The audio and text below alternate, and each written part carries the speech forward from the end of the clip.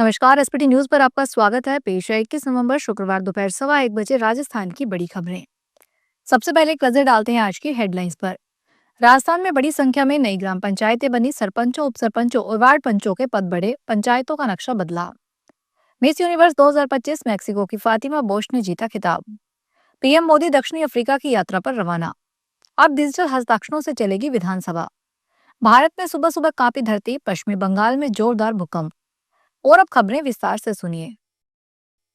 राज्य सरकार ने राजस्थान के सभी 41 जिलों में पंचायत पुनर्गठन और नई पंचायतें बनाने की शुक्रवार को अधिसूचना जारी कर दी है। अब पंचायती राज का नक्शा बदल गया है। लगभग हर पंचायत की सीमाओं में बदलाव हुआ है। इसका स्थानीय राजनीति पर भी असर होगा। प्रदेश में नई पंचायतें बनाने के बाद अब सरपंचों, उप सरपंचों और वार्ड पंचों की बड़ी संख्या में पद बढ़ जाएंगे। जितनी नई पंचायतें बनेगी उतने ही सरपंच और उप सरपंच ज्यादा बनेंगे। वार्ड पंचों के पद भी हजारों में बढ़ेंगे। अब नए चुनाव इन्हीं पंचायतों के हिसाब से होंगे। रेगिस्तानी जिलों में मापदंडों की छूट की वजह से नई पंचायतें ज्यादा बनी हैं। मौजूदा सरकार ने साल भर पहले ही पंचायतों के पुनर्गठन का काम शुरू किया था। मेक्सिको की फातिमा बोश फर्नांडिस ने मिस यूनिवर्स 2025 का खिताब हासिल कर लिया। फातिमा बोश 25 साल की है। भारत की तरफ से राजस्थान के श्रीगंगानगर की मनिका विश्वकर्मा बेहतरीन परफॉर्मेंस देते हुए टॉप 30 में पहुंची, लेकिन टॉप 12 में जगह नहीं बना सकी। 4 राउंड के बाद टॉप 5 में थाईलैंड की प्रवीणर सिंह, फिलीपींस की अतीसा मनालो, वेनेजुएला की स्टेफनी अब्साली, मेक्सिको की फातिमा बोश फर्नांडिस और कोट दीवियोर की ओलिविया यासिन ने जगह बनाई थी, जिसके बाद मेक्सिको की फातिमा बोश की क्राउनिंग हुई। दुनिया की सबसे बड़ी आर्थिक बैठकों में से एक G20 शिखर सम्मेलन इस बार कई मायनों में खास होने वाला है। अफ्रीकी धरती पर पहली बार हो रहे G20 समिट में भारत की भूमिका अहम रहने वाली है। प्रधानमंत्री मोदी 21 से 23 नवंबर 2025 तक दक्षिणी अफ्रीका में रहेंगे। वह अपनी इस यात्रा के लिए रवाना हो गए हैं। रवाना होने से पहले पीएम मोदी ने कहा कि वे वहां वसुधैव कुटुंबकम और एक पृथ्वी एक परिवार एक भविष्य वाली सोच को आगे बढ़ाने वाले भारत के दृष्टिकोण को मजबूती से सामने रखेंगे। राजस्थान विधानसभा ने डिजिटल क्रांति की दिशा में एक और महत्वपूर्ण कदम बढ़ाते हुए विधायकों के लिए डिजिटल हस्ताक्षर प्रणाली लागू करने का निर्णय लिया है। विधानसभा अध्यक्ष वासुदेव देवनानी की पहल पर अब समितियों की बैठकों में विधायक आईपैड पर स्टाइल्स पेन की सहायता से अपने हस्ताक्षर करेंगे। यह नई व्यवस्था आगामी 1 दिसंबर से प्रभावी होगी। इस पहल का उद्देश्य सदन की कार्यप्रणाली को अधिक पारदर्शी, तेज और पर्यावरण अनुकूल बनाना है। अब कार्यसूची, प्रश्नोत्तर, विधेयक, ध्यानाकर्षण प्रस्ताव और शून्यकाल से संबंधित सभी दस्तावेज डिजिटल माध्यम से उपलब्ध होंगे, जिससे कागज की खपत में कमी आएगी और समय की भी बचत होगी।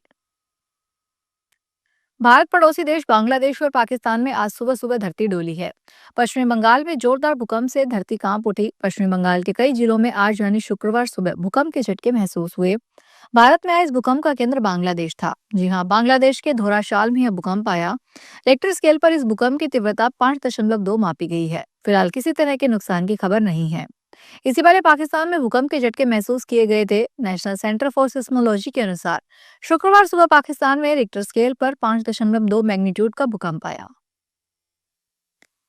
राजस्थान हाईकोर्ट ने हाथ से लिखी जाने वाली अपठनीय मेडिको लीगल रिपोर्ट को न्याय प्रक्रिया में गंभीर बाधा बताते हुए साफ निर्देश दिए हैं कि 1 फरवरी 2026 के बाद राज्य में किसी भी परिस्थिति में postmortem report, medico legal report और अन्य चिकित्सकीय कानूनी दस्तावेज हाथ से नहीं लिखे जाएं। कोर्ट ने कहा कि यदि स्थिति के बाद कोई रिपोर्ट हाथ से तैयार पाई गई तो संबंधित जांच अधिकारी, थाना प्रभारी, जिला पुलिस अधीक्षक तथा जयपुर व जोधपुर पुलिस आयुक्त व्यक्तिगत रूप से जिम्मेदार होंगे। ट्रेन में निर्धारित समय से पूर्व मिडिल बर्थ खोलना अथवा देर तक खुला रखना कई बार विवाद या परेशानी का कारण बन जाता है। इस प्रकार की शिकायतों पर रेलवे ने रिजर्व कोचों में मिडिल बर्थ के उपयोग के लिए जागरूकता बढ़ाने व नियमों की पालना के लिए एडवाइजरी जारी की है। रेलवे ने कोच में चढ़ने के बाद निर्धारित समय अनुसार ही मिडिल बर्थ खोलने व सुबह निर्धारित समय पर बर्थ को समेटने की अपील की है, ताकि अन्य सहयात्रियों को बैठने उठने में असुविधा न हो। जोधपुर रेल मंडल महाप्रबंधक अनुराग त्रिपाठी ने बताया कि मिडिल बर्थ से संबंधित शिकायतों के समाधान के लिए हेल्पलाइन नंबर 139 पर संपर्क किया जा सकता है। पिंक सिटी जयपुर के सबसे मशहूर टूरिस्ट स्पॉट हवा महल के ठीक सामने सड़क पर बना एक गड्ढा इन दिनों चर्चा का विषय बना हुआ है। आलम यह है कि सुरक्षा मानकों को ताक पर रखकर कई पर्यटक इस गड्ढे में उतरकर तस्वीरें लेने लगे हैं। कुछ तस्वीरें इस वक्त इंटरनेट पर वायरल हो रही है, जो सीधे राजस्थान टूरिज्म की गलत छवि पेश कर रही है। स्थानीय नागरिकों का कहना है कि इस गड्ढे की शिकायत नगर निगम से कई बार की जा चुकी है, लेकिन अब तक इसे ठीक करने की दिशा में कोई कार्रवाई नहीं हुई है। सड़क पर बना यह गड्ढा न सिर्फ दुर्घटनाओं को न्योता दे रहा है, बल्कि शहर की पर्यटन साख को भी नुकसान पहुंचा रहा है। राजस्थान में कड़ाके की ठंड ने दस्तक दे दी है। यहाँ तापमान लगातार गिर रहा है और उत्तरी बर्फीली हवाओं ने मुसीबत और बढ़ा दी है। यहाँ खून जमा देने वाली सर्दी का एहसास होने लगा है। प्रदेश के कई जिलों में तापमान सामान्य से कम दर्ज किया जा रहा है। कुछ जिले तो ऐसे भी हैं जहां तापमान गिरकर 6 डिग्री तक पहुंच गया है। लोग सर्दी से बचने के लिए घरों में दुबके हुए हैं। ठंड से बचने के लिए अलाव और हीटर का सहारा लिया जा रहा है। इस बीच शीतलहर में कमी आने से लोगों को कुछ राहत मिली है।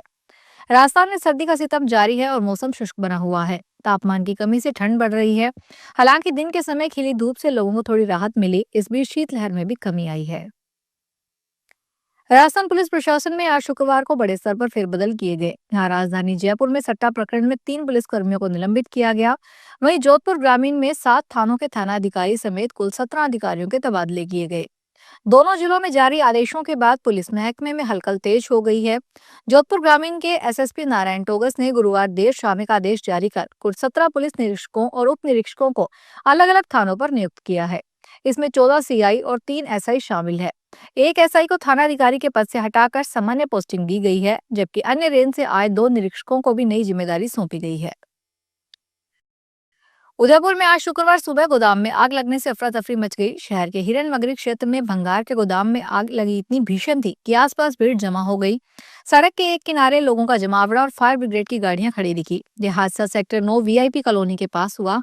यहाँ प्रिंटर्स दुकान के गोदाम में कबाड़ का सामान रखा था, जिसमें आग लग गई। इस हादसे की सूचना के बाद निगम की 5 दमकल मौके पर पहुंची।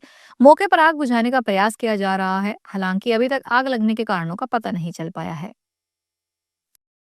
राष्ट्रीय राजधानी दिल्ली और इससे सटे राष्ट्रीय राजधानी क्षेत्र के कई हिस्सों में शुक्रवार की सुबह वायु गुणवत्ता एक बार फिर खतरनाक स्तर पर पहुंच गई है। प्रदूषण इतना बढ़ गया है कि यह गंभीर प्लस की श्रेणी में दर्ज किया जा रहा है, जो स्वास्थ्य के लिए बहुत बड़ा खतरा है। कई जगहों पर वायु गुणवत्ता सूचकांक 500 के आंकड़े के पार कर गया है। यह बताता है कि हवा में प्रदूषक कणों की मात्रा बेहद अधिक हो गई है। फिलहाल इस बुलेटिन में इतना ही। फिर हाजिर होंगे बड़ी खबरों के साथ। क्या आप भी अपने बिजनेस को पहचान दिलाना चाहते हैं? तो अब वक्त आ गया है बिजनेस के स्मार्ट प्रमोशन का। हम बनाते हैं आपके ब्रांड और संस्थान के लिए ऐसी वीडियो और रील है जो लोगों का ध्यान खींचे और लंबे समय तक उन्हें याद रहे और आपके संस्थान को आगे बढ़ाए। क्रिएटिव स्क्रिप्ट से लेकर फाइनल एडिटिंग तक सब कुछ एक ही जगह पर। हम आपके ऐड को पब्लिश करते हैं हमारे चैनल एसबीटी चैनल के इंस्टाग्राम, फेसबुक और यूट्यूब प्लेटफॉर्म पर। आपका बिजनेस पहुंचेगा हमारे चैनल के लाखों फॉलोवर्स तक, ज्यादा रीच, ज्यादा पहचान और ज्यादा ग्रोथ, क्योंकि अब हर संस्था डिजर्व करती है डिजिटल स्पॉटलाइट। तो कांटेक्ट करें नीचे दिए गए नंबर्स पर 9887396567, 9414393284 पर। Thank you so much.